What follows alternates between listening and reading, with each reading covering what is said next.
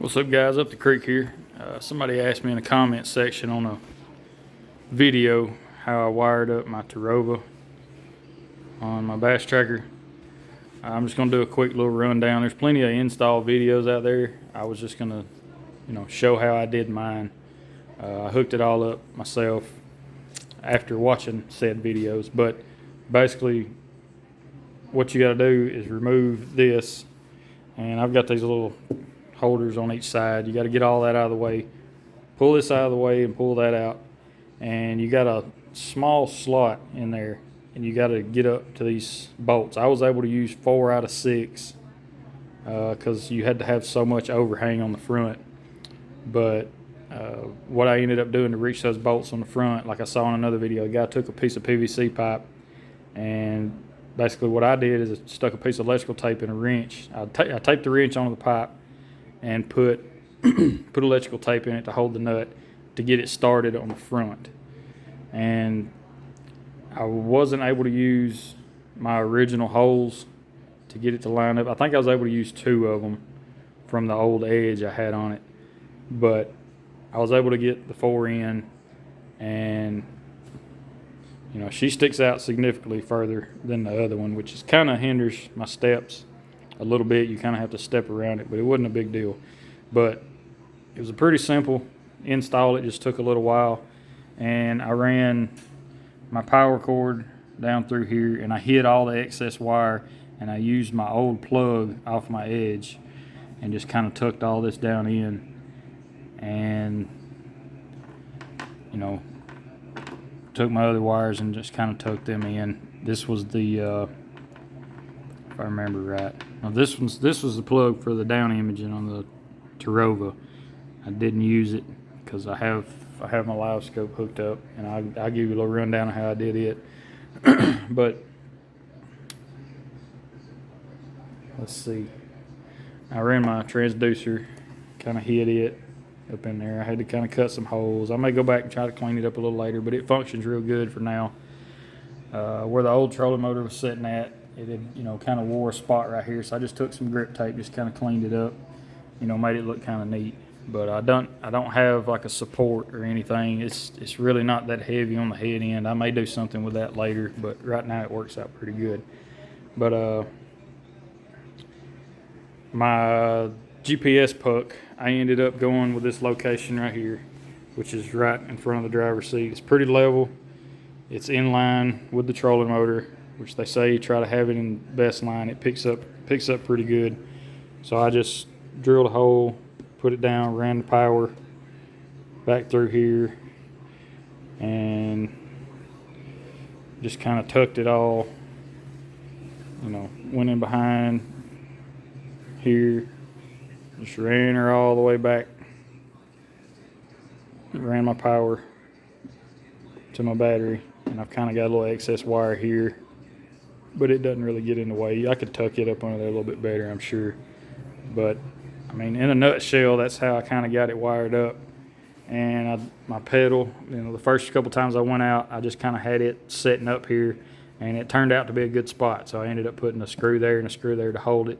And as you can tell, these pedals sit pretty deadgum low already. So I probably won't worry about putting a recessed pedal in it or anything like that. But anyways, if I didn't mention it, this is the 45-inch shaft, 12-volt, 55-pound Terrova. And how I've got my transducer for my live scope hooked up is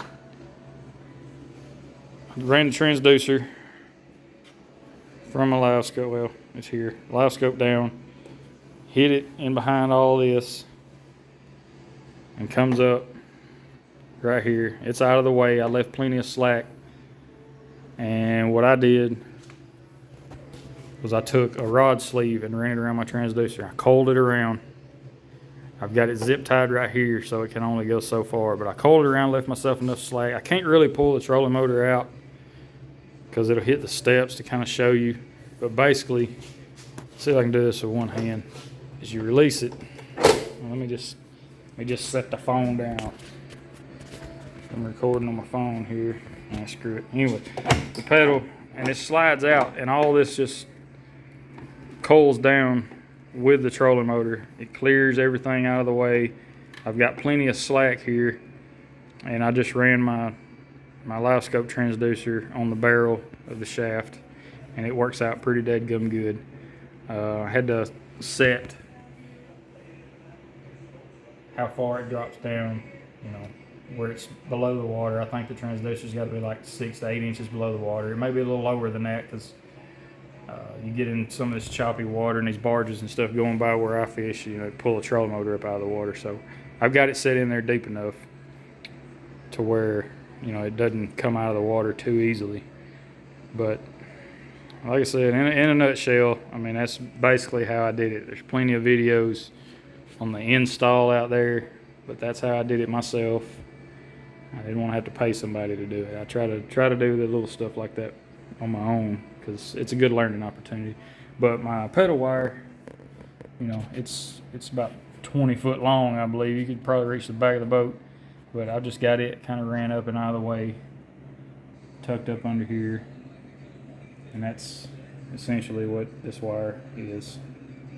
Just plugs in. It's just got it kind of sitting up there. Everything's a lot tidier than the old Edge was, but just in case somebody asks how I got my live scope rigged up, I'm probably going to get a lot of hate for this, but I put my black box up front.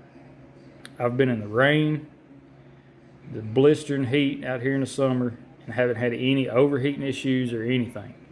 And my thinking behind that was I could have put it in here and kind of tighten everything up, but if you know anything about trackers, if you get in the rain, it gets wet.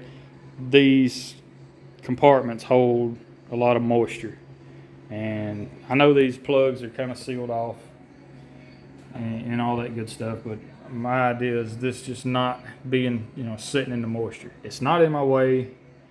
It's fine where it's at. I've had zero issues with it overheating. I think it's kicked out on me one time. I'm not sure why, but basically you just kind of unplug the power for 10 or 15 seconds, plug back up, she's good to go. And I say I haven't had any issues. That's the only time I've had an issue. But how I've got my live scope wired up is the previous owner had these little, I'm not sure what you call them, but basically it's where you can thread in a piece of pipe into them, right? Because he had it set up for like crappie fishing, could put a bunch of rods, but I've got mine screwed into that pipe, and it comes up, bolted down, and I got this up high enough to where I can see it without squinting, looking down all the time. It's right there. I can reach it pretty easy, and I've just got my my wire kind of coiled up out of the way. Everything's pretty tidy, and I've just got that on there just kind of for looks and to kind of protect it as it goes in behind everything. But I've got the cover off. You've got Garmin, I don't trust these little locks. I take them off every time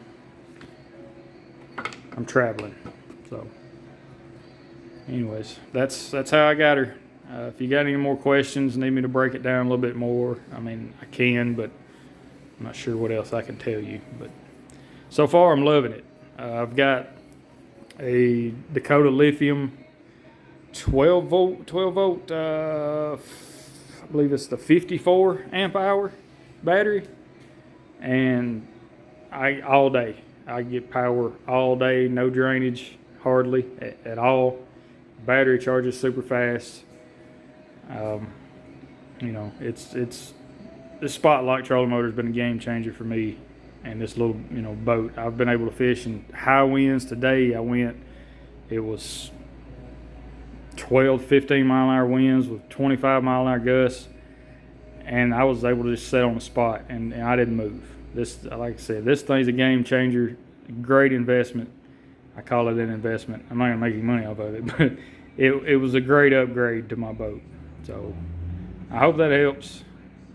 Like I said, if you got any questions, drop them down in the comments. Hit that subscribe button, all that good stuff. I'll see y'all next time.